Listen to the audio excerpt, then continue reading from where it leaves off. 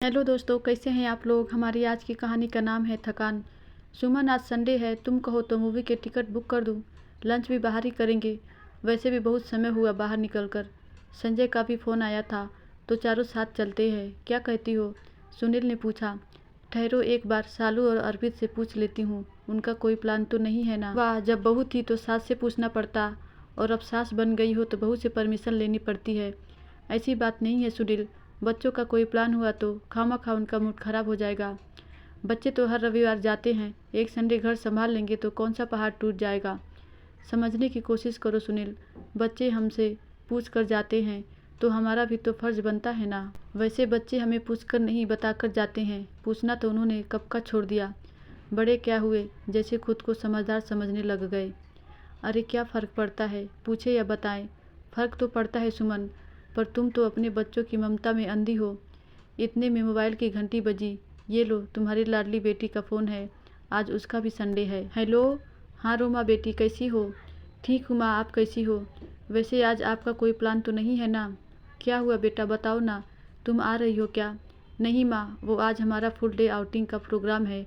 आप तो जानती हो तान्या इतनी छोटी है, उसे साथ लेकर गए तो एंजॉय नहीं कर पाएंगे, तो क्या मैं उसे आपके पास छोड़ दूँ। हाँ बेटा, ये भी कोई पूछने की बात है।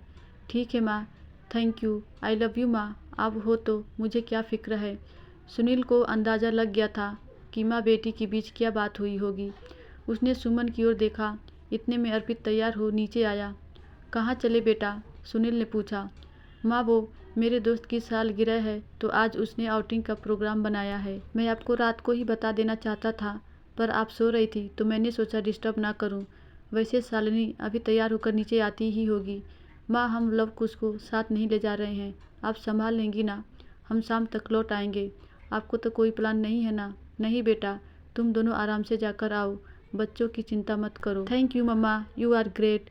सुनील ने फिर से गुस्से भरी नज़रों से सुमन को देखा। अरे नाराज़ क्यों होते हो। रोमा से हाँ कहा और इन्हें मना करती तो बहू को क्या लगता।